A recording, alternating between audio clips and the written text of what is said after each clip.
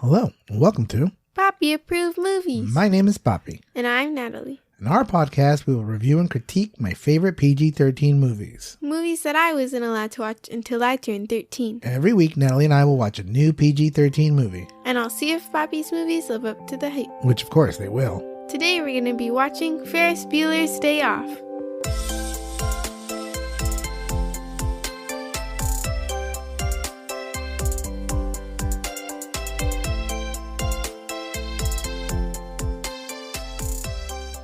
Before we begin, there will be spoilers. If you haven't seen the movie and don't want it to be spoiled, Press pause and come back when you're finished. Now, Papi, tell me the deets on this movie. okay.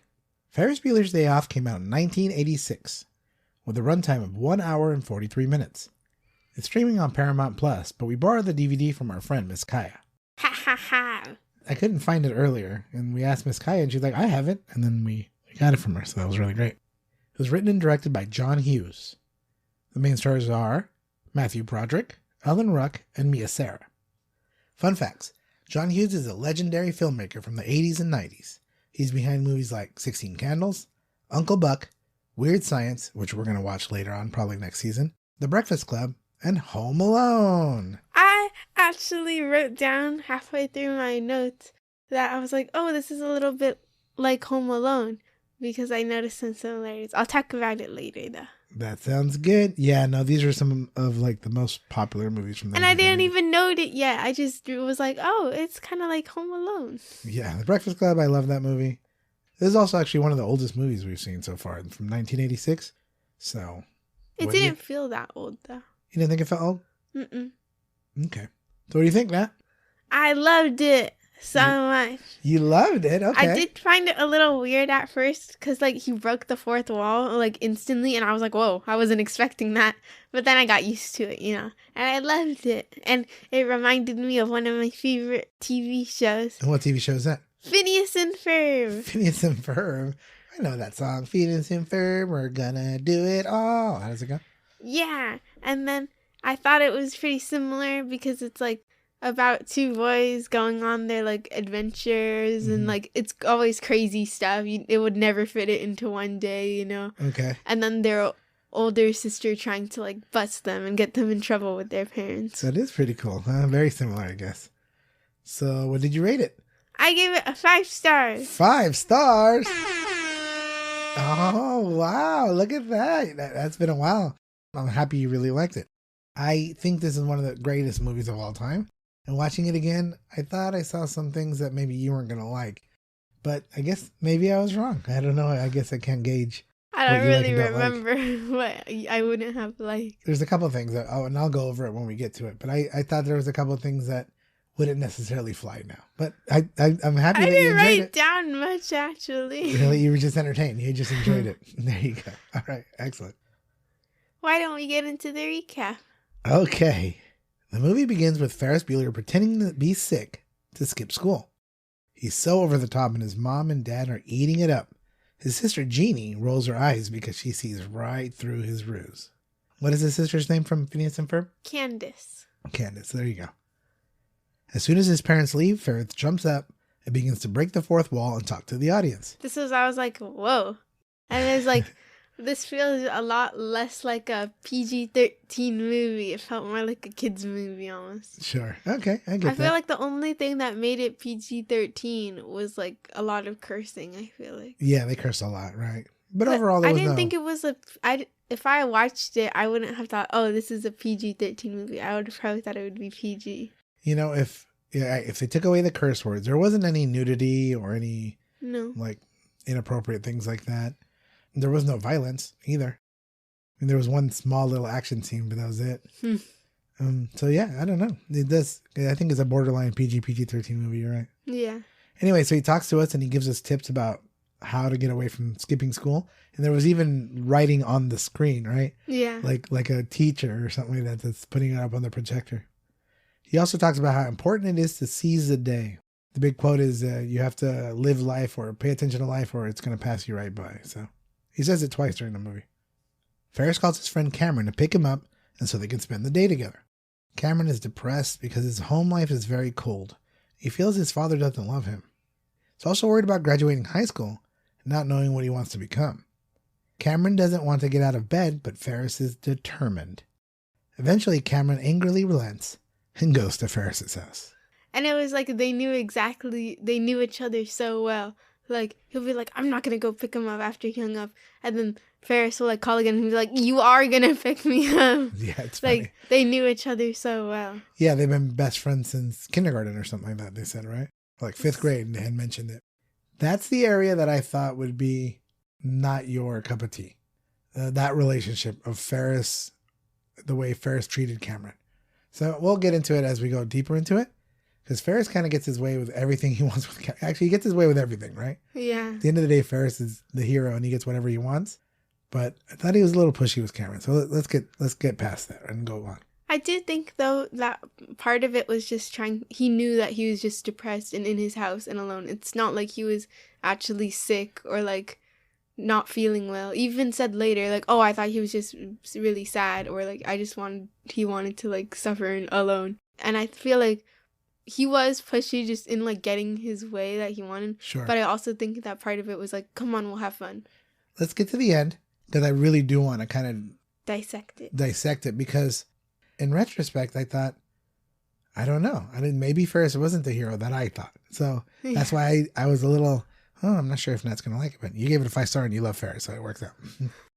At school, we see the rumor of Ferris's sickness has exploded, and everyone is worried that he may need a kidney transplant. It's actually an ongoing gag through the whole movie. Even the words "Save Ferris" are printed on the town water tower. Even in the newspaper, it says a teen boy is sick.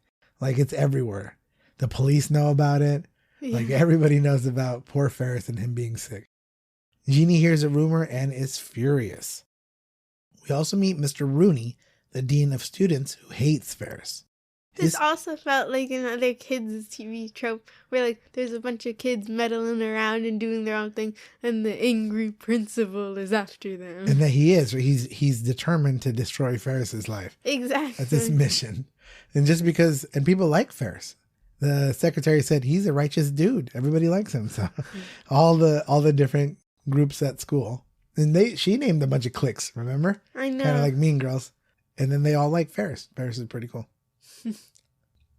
The next part of Ferris's plan is to get his girlfriend Sloane to join them. For the plan to work, they need Cameron's father's one-of-a-kind Ferrari. Cameron says no because he says his father loves the car more than he loves him. Ferris doesn't take no for an answer. Then Cameron calls the school acting like her father. But the part that I was confused about was he took the car, right? But, like, how'd he get the keys? They're probably inside the car. Oh. Yeah. Well, you would think that the dad loves the car so much he'd keep the keys in a safe or something. But where Cameron lived was like a mansion. Yeah. You know, right? He had, the garage that the car was housed is a glass garage, like up on a hill. And then if you looked in the garage, there were other older cars in there. Yeah. So I'm like, the guy is probably like a millionaire. The keys might be in the car because no one can even get on the property kind of thing. That's true.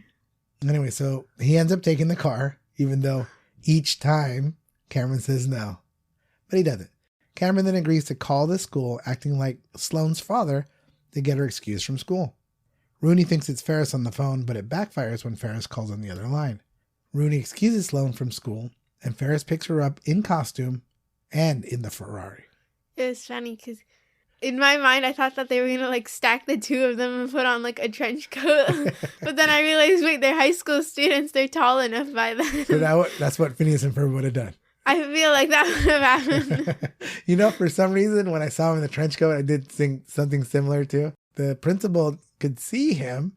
Yeah. And then the best part is when Ferris, dressed as the dad, sees Sloane, they start like making out. Yeah. And the principal's like, oh, okay. That's what they do at that family. That's kind of odd. Yeah, but I was like, they're kids. They got to stack on top of each other. But then they realized people are actually tall in high school. They're adults. Yeah. Well, not adults, but they're basically there. Yeah, they're like 17. They're 18-year-olds probably because they're seniors in high school. Ferris, Cameron, and Sloane drive into Chicago for a great day of an adventure. They leave the Ferrari in a car park and go to Willis Tower and look down from the sky deck. Then they go to a fancy restaurant named Chez Louis, where they are sat only after Cameron and Ferris execute some trickery. I know, it was very mind games. Yeah. You know, the other thing I think, right? Because like you sat down, that place is like shishi, right? Only rich people. They didn't leave. They didn't like take off and not pay the bill. So they must have money. Well, Ferris's room is obviously crazy with all that stuff in it. Well, and the house is gorgeous. And then Cameron has money, and who Yeah. knows about Sloan. So, but it made me think about like, well, they went to the restaurant. They actually ate at the restaurant. Yeah, they actually ate at the restaurant. They just needed the reservation. They just needed to get in. They weren't going to let them in. Back at school, Rooney leaves campus and starts looking at local hangouts for Ferris. Like, that's what he has to do today. He had nothing else to do. Him as a principal or a dean of students, he didn't care about anybody else. He just needed to find Ferris. I know, that secretary's doing all the work. Yeah, it's funny. Then he goes to Ferris's house to talk to him. There he figures out the doorbell is rigged with a recording and knows Ferris is lying. He's not really sick. This is what made me kind of think of Home Alone. Okay. And then there's Like- another scene where there was like a mannequin that was like moving and snoring in his room that his Just like Home parents Alone.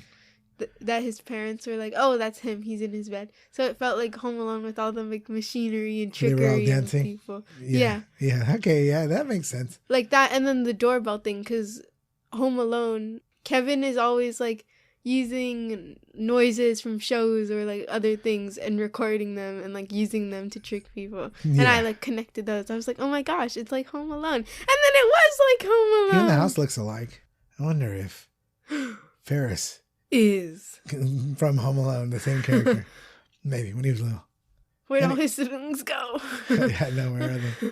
Yeah, I guess you're right. He starts looking around the house. This is Rooney. He's at Ferris's house. Rudy is also like an intruder, like Rooney, the two yeah, totally. from Home Alone. That's right, Mr. Rooney, yeah. Anyways, Mr. Rooney starts looking around the house and he gets attacked by their dog and leaves his shoe at the house. Jeannie, who is angry that Ferris gets away with everything, is also cutting school. So she's cutting school too. Yeah, Right? the whole day. Yeah, the whole day. She never went to class. Like she was just walking around campus just fuming. In her anger, she goes home to catch Ferris in the act. She goes into his room and finds that he has a room set up with a mannequin and a recording of him snoring. Rooney comes back and drugs the dog so he can get his shoe back. He then sneaks into this house. He drugged the dog when? You saw it when the dog was asleep. Like I thought he gave him the flower. Like remember the singing. That was an inappropriate part right there. Yeah. That was a PG-13 rating because it was a sexy nurse. Was Yeah. it? And then she actually like kind of insinuated a bad word kind of thing. Uh-huh. And so he got flowers from them. No. How did the dog go to sleep? I don't know. He got flowers, and then in the next scene, it just showed like the dog sleeping with flowers around him. I never thought that he poisoned him. I really just thought he threw the vase of flowers at the dog. And knocked him out? Yeah. Maybe. They didn't show it, huh? But that's so aggressive. For some reason, I thought he like had like sleeping pills or something like that. But the flowers, it was like, I don't know what the flowers were doing. Yeah, maybe he knocked him out. Anyways, Rooney. And I think the vase was shattered too. Yeah, it was. It was all broken. I think he threw the vase of flowers at the dog. I thought all right. Well, email us. Where does the drugs come from, Dad? Well, he left and came back. So I don't know. He might have got some sleeping pills. No, he didn't. He was sitting outside the whole gate. And then flowers got delivered to him by this truck. And then he flipped off the truck. If you know exactly what happened with the dog, whether he drugged him or he threw the vase of flowers and knocked the dog out, please email us at PapiApprovedMovies@gmail.com. PapiApprovedMovies@gmail.com. Let us know what you think. We have a difference of opinion here. Natalie's wrong and I differ. We should from do that. another poll. No, we should do another poll. All right. Please look answer out. our poll, please. Yes. The last poll had 0 people participate, but that's okay. This time you guys can go ahead and we'll put it on there on the Spotify poll. Yes. Like what happened to the dog. Okay. Anyways, Rooney gets in the house. Jeannie thinks Rooney is Ferris. Rooney thinks Jeannie is Ferris. They meet in the kitchen. Jeannie freaks out, triple kicks him in the face, and knocks him out. Then she goes to her room and calls the police. Rooney leaves, but he forgets his wallet. This is the one thing that kind of trips me out. Did she know it was Mr. Rooney? I don't think so. I think she found his wallet later and found out. I was like, oh, it's Mr. Rooney because he's wallet. So like when she kicked him in the face 3 times, saw him, he fell down. She didn't recognize he was her principal? I'm not sure. Yeah, that's the only thing. It was weird. But I really thought, I felt like the wallet thing misled me because I saw the wallet and I thought, oh, he's going to get in trouble with the cops. That's evidence in her house that there was an intruder. You know, poor Jeannie, she ends up getting arrested. Well, we'll get to that later. Because so she calls the police because she has an intruder. An actual intruder does go into her house. Yeah. Like, freaks her out. She knocks him out and then he leaves. But hello, an intruder actually broke and entered into her house. And there's evidence that he was in there. There's the evidence. I wonder if she turned in the wallet. Or maybe she saw it later. No, she threw it at him and he like chased after That's it. at the end of the movie. Oh, okay. Yeah, so I don't know if she had it when she went to the police station. Anyway, so let's keep going. Meanwhile, during all this, Ferris, Sloane, and Cameron are having the best day. After the restaurant, they went to a Cubs game where Ferris catches a foul ball. Then they go to the Art Institute of Chicago to see beautiful pieces of art. And they're walking with elementary kids. Yeah, walking the other cute part. Cameron is still depressed and he wants to go home. Ferris wants to help Cameron get out of his doldrums and be happy. Now it's like Ferris's mission is to make Cameron be happy. You know what I'm saying? Like, you can't change Cameron. That's who he was. Like, I know Ferris's his intentions are good, but he didn't want to do any of those things. He didn't want to take the Ferrari out. He wanted to be in bed all day. And yes, he ended up having a great day and things did change for him. But he was forced to do all of that. Yeah, that's true. He was forced by Ferris to do all of that. I just see it as him trying to get Cameron out of the state. Like trying to be a good friend. Yeah. Eventually, Cameron and Sloane lose Ferris at a parade. We then see Ferris singing Dankeschön and Twist and Shout on top of a float, and the entire city is dancing and having a great time. Even his dad from his window of his workplace is like dancing. Yeah, he was getting down. Even Cameron's dancing and having fun too. Finally, Cameron kind of breaks out of it, right? Yeah. He starts having fun. He realizes that this has been a spectacular day. The crew start to head home and realize that the car valet had used the Ferrari for a joyride and has many more miles than expected on it. Cameron knows that his father checks the odometer and will kill him if there's more miles on it. Cameron goes catatonic. I wonder how many takes they had to do just because he blinked. He had to blink, right? Poor guy. They go home, and at the pool, Cameron jumps in and stays at the bottom. Ferris gets worried and he dives down to save him. Then when they both come up, Cameron snaps out of it and starts laughing. Ferris isn't happy about it at first. He started throwing him, and then afterward they started just jumping around and playing. For the first time, Ferris wasn't getting his way. And then he kind of got played, and then he's like, forget it. I'm going to have fun anyways. He didn't care. Jeannie's arrested for prank calling the police. So poor Jeannie, right? So terrible. How is she arrested for prank calling the police when someone actually broke into her house? You know what I mean? know. They don't believe that anyone came over. See, that's why I don't think she found the wallet yet. I think she did. Then wouldn't she have given, hey, this is the gentleman that came into my house. And then they have Rooney's evidence right there. I think that she wasn't going to turn it in because she knows that Mr. Rooney is also after Ferris Bueller. Oh, they're on the same team kind of thing? Yeah. Okay, maybe. But I think that she had the wallet because as soon as she gets home, she has no time. Her shoes are still on when she finds Ferris spoilers. And then she has the wallet in her hand already. But she opening the kitchen side door where the wallet was. I don't know. Anyways, so her mom comes to go pick her up.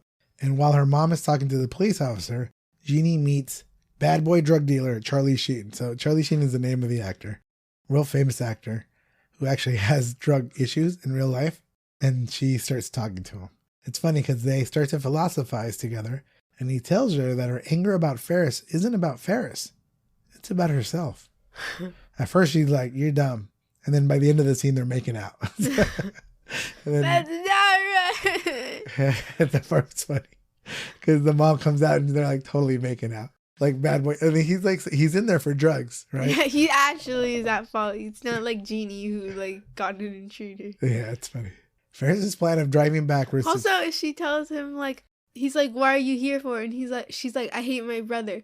Wouldn't you just tell him someone broke into my house? It's always about Ferris, right? She gets so angry about it. And it's funny because she's angry that everybody's talking or thinking about Ferris, and that's all she's doing. Yeah. Yeah, that's funny.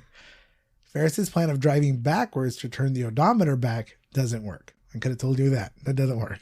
It was like a Matilda moment. They did that in Matilda? Where they would do something and they would like turn back the mileage on the car. Oh, that's funny. I didn't know that. Cameron says it's okay. He needs to confront his father. Cameron gets so angry about his dad, he starts kicking the car, denting it, and then eventually sending it down a ravine. Ferris says he'll take the heat, but Cameron says no. It's time he stands up to his dad. It's a little strange. I think that the mileage on the car is enough of a stand. He's just so angry about all the things that is going on with his life. Like he snapped out of it. Like he's been so sad about everything that's going on that he finally like turned it to anger, you know, like the stages of grief. Stages of grief, yeah. To me, there you go. Finally, Ferris, who I think is not the best friend, does something selfless. He says he'll take the heat. Like he'll get blamed for it. He'll get caught skipping school, right? Yeah. He'll give that up.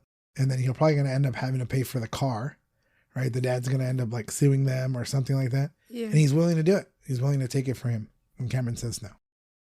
Ferris drops Sloan off and realizes his parents will be home soon. He starts running. And Jeannie almost hits him with the car. She looks at him, he looks at her, and the race is on. Whoever gets home first is going to win. And I don't know why she didn't just say something in that moment. To the mom, because the mom was in the car, but she couldn't see because all the papers were flying everywhere. But she should have said, like, Mom, it's Ferris, right? But no. Although Ferris probably would have ducked down and mom would have been like, what is wrong with you? Like, poor Ferris is at home, you know, because so maybe it would have just made her angrier. Ferris runs, jumps fences, goes through playgrounds, even goes through people's homes to eventually get back to his house. But when he gets to the door, Rooney is standing there with the key. Rooney has caught him red-handed. Dun, dun, dun, Then Jeannie opens the door and covers for Ferris. Oh, plot twist, right? Plot twist! She says he walked home from the hospital and let him inside. Then Jeannie throws Rooney's wallet near the dog and it wakes up and attacks Rooney. I don't know why she didn't just blackmail him with that. That seems like something they would do. Right. Yeah. Well, she's just, I don't know. I guess Charlie Sheen's character changed her life, right? Yeah, this drug dealer guy. He's actually the hero of the movie. Most important character. Yeah, exactly. Because he changed Jeannie's attitude toward Ferris. At the end, do you think Jeannie and Ferris are like friends after that? Like, do you think they get along after this? No. Ferris runs in and gets in bed and turns on the snoring recording sounds right before his parents come in. With his baseball. Yeah, with the baseball he had that he caught at the Cubs game. Ferris turns on the sickly act again. They coddle him some more and eventually walk out. Then Ferris looks at the audience and then he smiles. So that's how the movie should have ended, but unfortunately there was another scene. So during the credit scenes, Rooney limps home all bloody and bruised, and the school bus stops and picks him up.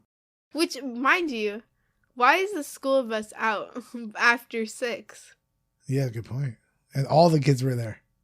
Yeah, well played. Because it'd be like 6:30, right? Yeah. Because they were getting home at 6. Yeah, that's a good point. Anyway, so he gets in the bus. They drive off. And the last scene we see, when all the credits are done, is Ferris coming out and telling us, hey, what are you guys still doing here? Go home. The movie's over. The end. All right, there you go. A good 5-star movie? Yes. 5-star movie. All right, could this movie still be made today? I think so. Okay, tell me about it. The one thing that felt weird to me, I don't think anyone else noticed this, or maybe they did, but I feel like Cameron and Sloan had like a weird like relationship. Yeah, that was the one inappropriate area, and then they just laughed it off, right? Yeah. So Cameron, when he was acting catatonic, and he wasn't talking, Sloan changed in front of him, but she thought he wasn't looking, and he was. And he admitted to it at the end that he was looking, and then he like a smirk. Yeah. And then she was like, all right, whatever, who cares? That was weird. And also before, like, they just acted weird together. Like, he would, like, she would, like, stroke his hair or, like, face. Yeah. And, like, or they would, like, hug and stuff. Sure. Or, like, dance with each other and all that stuff. And I was like, their relationship is so weird. They were, like, pretty close friends, I guess. Yeah, I guess so. Yeah. Did you think that he liked her? Like, did you think at any point he, like, liked her? No, I don't think so, but it was just very strange. Yeah, it is a little bit strange, you're right. Especially that he checked her out naked, right? Yeah. And then he laughed about it. And Ferris was fine with it too, right? They were all kind of like, Cameron, you knucklehead kind of thing. You know what I mean? Classic Cameron. Classic Cameron, yeah. That's the one scene that, and then there's the sexy nurse. The sexy nurse, but I think they would make that in movies now. That's true. But I think that was especially since out of place. I don't think it was out of place because it showed that like Jeannie just didn't care. It's like they weren't like, oh, that's normal, because Jeannie immediately slammed the door on them. Mm-hmm. Yeah. So it's not like they were like, this is normal, this is okay for like a high schooler to receive this. Yeah, but she was talking about like sex. Yeah. So I don't even know what was going on. It was really weird. And you think about it, they're all high schoolers. Some high schoolers sent that to him. And Yeah. That's just so weird. I can see that though. And that's inappropriate. Yeah, though. but I can see like somebody's doing something like that just to mess with him or make him feel better. I don't know. Because everybody believed that he was sick, right? Yeah. So, I mean, it wasn't like he must have other friends, right? Yeah. Cameron's his best friend, but he has other friends, right? Because he's popular. So most of those people will be like, he ain't sick. He's just pretending. This is the 9th time he did it this year, right? So Yeah. This semester. this semester, they said? Yeah. And he got away with it. All right. Anything else about it not being able to be made today? No, not really. All right. Does it pass the Bechdel test? Yes. Yes. It's like a lukewarm yes. The lukewarm yes. Okay. The Bechdel test is about female representation in movies. There are 3 criteria. Criteria number 1. 3 criteria. 3 criteria. Criteria number 1. Criteria number 1 Is there 2 named females in the movie? There's Sloane. There's Jeannie. His mom had a name. I don't think they even called her a name. Mom, I guess that Not counts. her name. That doesn't count. I think it counts. No. Sloane, Jeannie, who else? Grace, I think that was the name of the Secretary receptionist lady. Grace. Like he yells at her, Grace. Yeah. Okay. And then there was a nurse that also had a name. Yes, there was a nurse. She did have a name who told Sloane that her grandmother died, although we know it was a lie, right? Yeah. Okay. Did any of the females talk to each other? Yeah, Jeannie gets picked up from the police station by her mom. Okay, there you go. That's it right But there. that's not it. So she's not a name. Okay, go ahead. What else? And then Sloane gets told that her grandma dies by the nurse. Okay, I see it. Okay, I see it. The nurse tells her that her grandma dies. They're not talking about any... Criteria number 3. Don't jump the gun. Criteria number 3. Do they talk about anything other than a man? Yes. Yes, they do. They talk about what?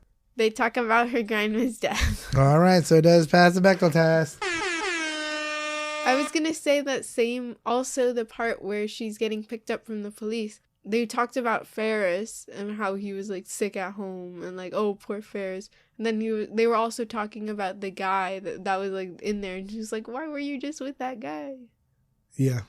I think they talked about other things though. And they also talked about the intruder, which was like Mr. Rooney. He was like, there was a guy in the house. Stop lying. It's not true. Yeah. So they were all like talking about 3 different guys in like that one conversation. Yeah. All right. Yeah, there you go. It did pass the Bechdel test. Very lukewarm. I know. Once again, we don't see too many movies passing. Especially 1986 too. Looking at a movie that's 1,400 years old, so it should be. All right. Anything else? I wanted to talk more about Phineas and Ferb. Let's do it. So? Okay. So, Jeannie is just like Candace, trying to bust them all the time. Mm-hmm. But even in the show, like in one of the episodes, Candace, or like a few of the episodes, Candace always has like a change of heart sometimes, where she's like, oh, it's okay. I'll just leave them be. Like, I think one episode, they were all like, stop being so angry all the time and just like come on an adventure with us. And then they do that or whatever. So I feel like that change of heart was almost kind of like in her character as well. Okay. And Phineas and Ferb has a rectangular head. Okay. And so does Cameron. Cameron's head is slightly rectangular. Is Ferris's head triangular since No. the other character has a triangular head? They're not based on each other. I looked it up. It's a coincidence? I think not. I imagine the writers / makers of Phineas and Ferb have watched that movie, and it's probably been an influence in their lives, right? And it felt like them, because it's like ridiculous. There's no way that they were able to do all that stuff in one day, and it's no way that all his plans and machinery and all that would have worked out. And that's just like a cartoon. Like, nothing would actually work out in real life. But it's cartoon logic, so it does work. Right. Yeah. And it's like they were able to do each thing. They were able to eat. They watched a whole baseball game. Yeah, and it's like 3-4 hours. They went to a museum and they like went swimming. They did all this stuff and they did it all before 6. After like at least 3 hours of coaxing Cameron and like getting Sloan in on everything. Yeah, it was. So like there's no way they were able to do all that. And then they went to the Skywalk up in the Willis Tower, right? And they did the parade. And they did the parade. That's right. The parade was great. And the twist and shout part is classic movie scene. And he's so funny. He doesn't even sing, right? No. It's like all lip sync and then everybody's dancing. But it felt like a cartoon where it's like, there's no way that they could get this done in one episode. Yeah. One episode.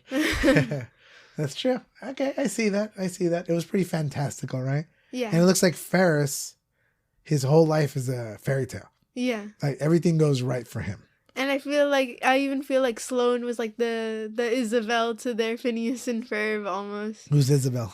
Isabel's what you doing? What you doing? Okay, I remember. It's like their friend. Yeah, and she's Phineas's love interest.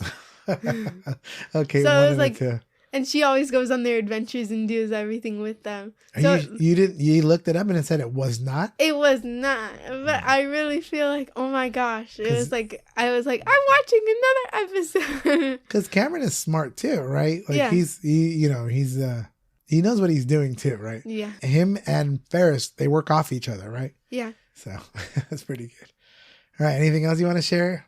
Nope.